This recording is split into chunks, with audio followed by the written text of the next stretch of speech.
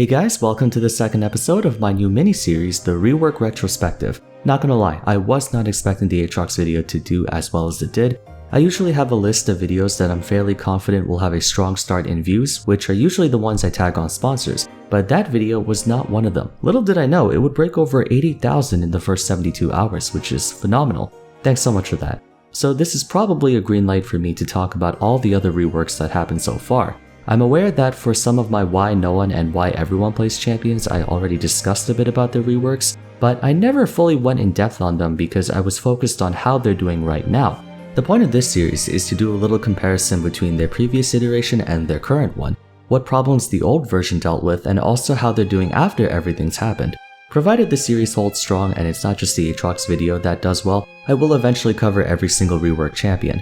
Before we start, I know Exil has made documentaries on a lot of reworks already, such as Yorick, Quinn, Rice, and LeBlanc, but I hope I can put my own spin on things, so without further ado, today we're going to be talking about Mordekaiser's Rework, a retrospective.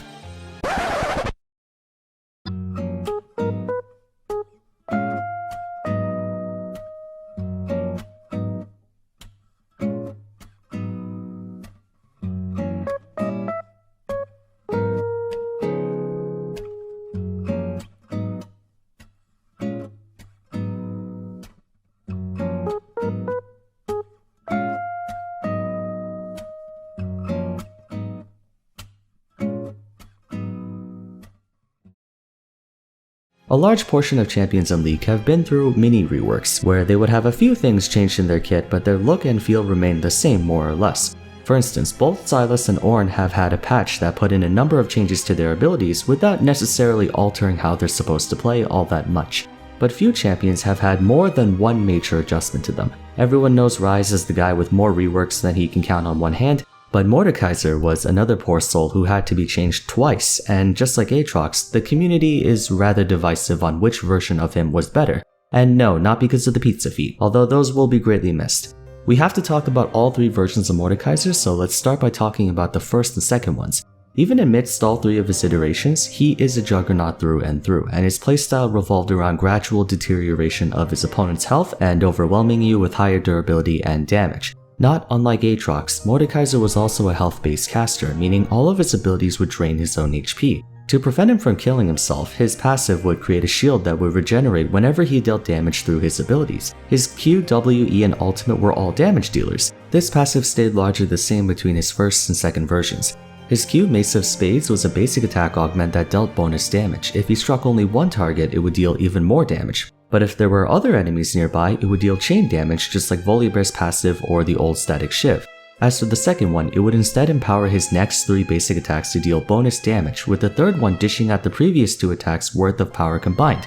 Funnily enough, at one point, Mace of Spades' second hit did triple the damage of the first one, and then the third hit did triple the damage of the second one, meaning it would deal 9 times damage and had the most ridiculous numbers: 180 plus 270% total AD and 180% total AP. The third hit would bonk you for over 2,000 damage in the late game. Why they thought that was a good idea, I have no clue, but hey, Riot Games Balance Team, am I right? His W had a different name between the two, but were similar in function. The first one was called Creeping Death, which would cloak him and the nearest ally in an aura that boosted their armor and magic resist, along with dealing magic damage each second to enemies around them. They would also gain a boost of movement speed when running towards each other. Unlike other persistent auras like Amumu's Despair or Dr. Mudo's Burning Agony, this one actually did a crap ton of damage, over 400 base with a 90% AP ratio, so if you were fighting him up close, you'd be surprised at how fast your health would drop. The second one was Harvesters of Sorrow, which had the same active effect but two key differences.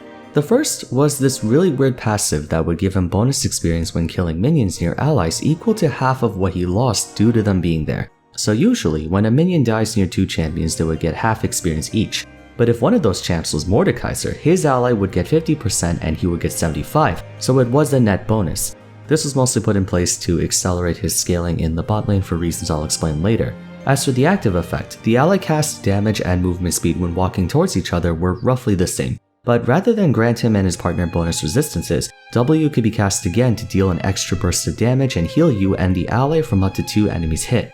If you struck 2 champions, it would be a massive 380 base plus 60% AP heal. That's almost Soraka ultimate levels of healing. Needless to say, both versions were pretty deadly if you were foolish enough to face him in close quarters combat. Siphon of Destruction was the only attack that was identical between both versions. He would just deal a burst of damage in a cone in front of him. But the second version would give him a huge amount of passive shield if it hits a champion, and it also had hybrid scaling, whereas the first one was only AP. Children of the Grave is where things get complicated, so I'll try to keep it simple by breaking down the things that are the same about each version first. Mord's ultimate was a point-and-click ability that cursed an enemy champion, which would instantly drain a chunk of their max health while applying massive damage over time over the course of 10 seconds. If the champion dies while that buff is still active, it would then respawn as a controllable entity, think Annie's Tibbers or Shaco's clone. It would have the same stats, items, and whatnot as the actual champion, but would grant bonus properties to him and vice versa. The first version would give him flat attack damage while boosting Mordekaiser by 25% of their bonus health and 30% of their ability power. As for the second version, Champion Ghost would gain 100% of his bonus AD as bonus attack damage and 15% of his max health as bonus health. Just like the last one, he would also gain 25% health and 30% AP. Suffice to say, if during a team fight he was able to secure a very high priority target like the ADC, that would be bad news for the enemy team.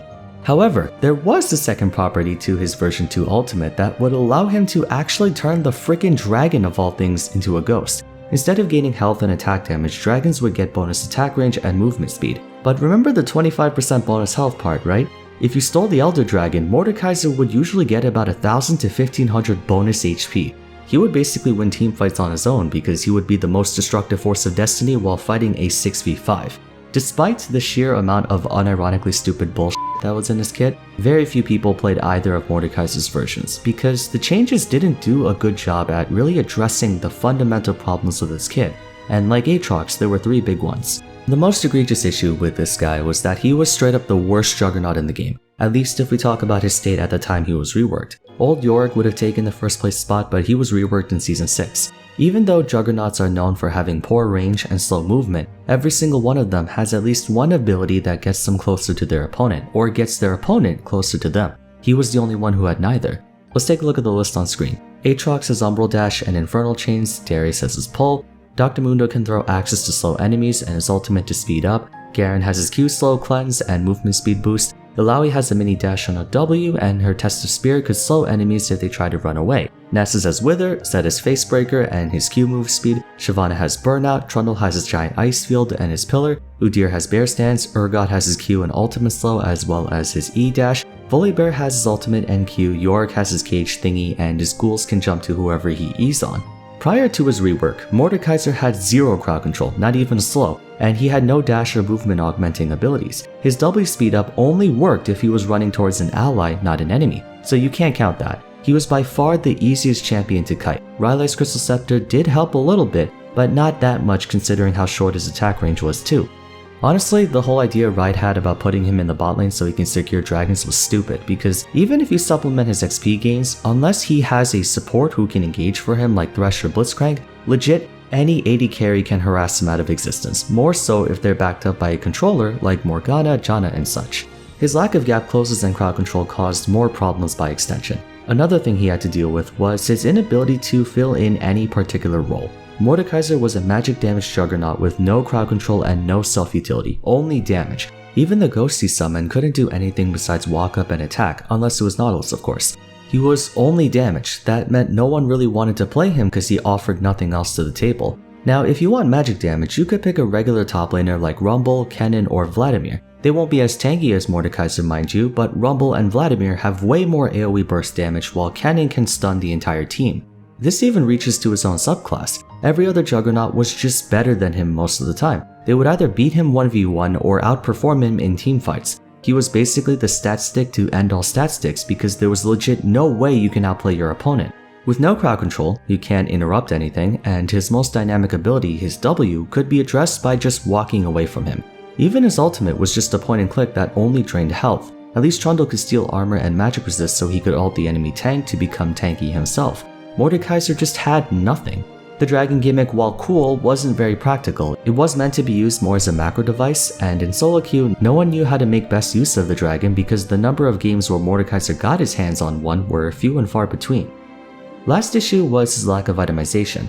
Old Aatrox did have access to a wide variety of items that helped his gameplay. The problem was just that he didn't have enough slots to buy all the things he needed. Mordekaiser's itemization was worse. There were practically no good AP Bruiser items for him aside from Liandry's Torment and Rylai's, because the other items gave either mana, which he obviously didn't need, or they gave only AP, which made him super squishy. AD Juggernauts didn't have it that much better, but they at least had Black Cleaver, Sterix Gauge, Death's Stance, Maul of Malmortius, Guardian Angel. They had a few things they could build to give them a healthy mixture of attack and defense. Now, technically Mordekaiser could go AD because his Q and E had hybrid ratios, and sometimes I would actually go Triforce, but back then, the items that would work really well on him like Lichbane and Hextech Gunblade were not good purchases because he didn't get any defensive stats out of it. There was just no good build options for him, so he would usually just get 2 AP health items and go full tank afterwards. Now, if we compare the two, while Aatrox's rework completely reimagined the champion, Mordekaiser's was simpler. They wanted to make him more consistent by giving him better tools to do his Juggernaut duties. He went from being one of the easiest Juggernauts to 1v1 to one of the hardest, and thanks to his new Death Realm ultimate, he straight up prevents people from running away and kiting him out, which was his main weakness. They gave him a pull, which isn't much, but it's something. He can actually use his E to yank enemies away from him if he puts it on himself, and the sustain and shielding part is still there thanks to his new W. Q is a big bonk that does damage, and his aura was moved to his passive.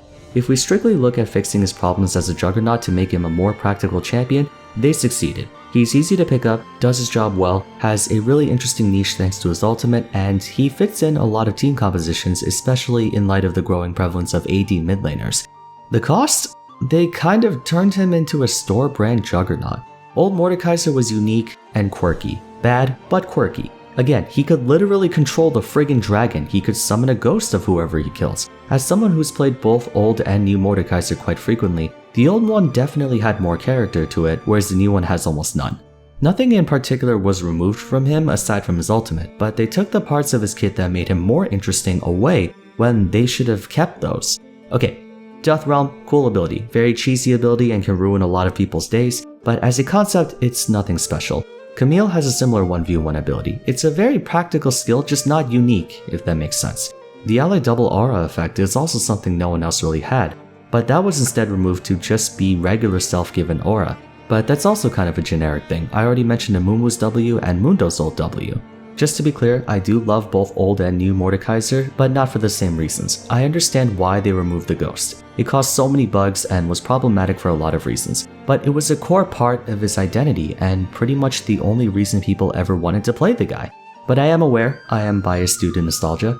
In my opinion, they very well could have given him his current Q and E while keeping his old W, ultimate, and passive, and he would still be as good as he is right now. The only two major issues with Mord's old kit was that he had no gap closer or hard crowd control in his kit, which he needs at least one of them in order to be a good Juggernaut, and his item selection was non-existent. Now we have Riftmaker and Demonic Embrace, two very good items for him that give him everything he needs. Death's Grasp is a good enough ability to fix his gap closing problem too. By the way, before anyone goes, why not give him a ghost if he kills the person in Death Realm? That would be way too broken. Isolating a key target against a Juggernaut, one of the strongest subclasses when it comes to 1v1s, is what we call no counterplay. So we either have to Death Realm or Children of the Grave, not a mixture of both. They didn't completely nuke his identity the way they did Aatrox. Reworked Mordekaiser behaves very similarly to old Mordekaiser and feels a lot like old Mord. But they took away all the fun and interactive parts to his kit, being the W aura for him and his ally and the ability to control a ghost or dragon. This one's tricky. Unlike Aatrox, where the answer is both versions were good and well designed in their own way, neither version of Mordekaiser was all that great, and that's why I can't decide on which one is better. Each side has half of their kit that really should belong to the other side. It's like both of them have each other's missing puzzle piece. Old Mordekaiser has the fun and enjoyable aspects, current Mordekaiser is effective and pragmatic. Someone mentioned this in the comment section of my Aatrox video, that Viego is a better Mordekaiser rework than the Mordekaiser rework itself, because now that I think about it, I don't know all that much about his lore, but wouldn't that have been interesting for Mord to possess his victims rather than summon a ghost of them? This also might be a low blow to Riot, but part of me believes they intentionally turned him into a linear brain-dead champion because they were just too lazy to fix all the bugs caused by his ghost, so they straight up didn't bother. What's funny is that they released Viego, who has just as many if not more bugs than Mordekaiser. Anyways, what do you guys think? If you could choose between old and new, which one would you want more? Again, I think they should bring back his old passive W and ultimate and keep his current Q and E. That to me would be the best of both worlds, assuming we only work with what we have available. If you enjoyed the video, it would be awesome if you could leave a like to show your support. Consider subbing for more content like this. Don't forget to follow me on my socials and join my Discord server. And finally, if you haven't already, check out my previous episode on Aatrox's rework. But for now, thanks so much for watching, and I'll see you again soon for the next one. Take care.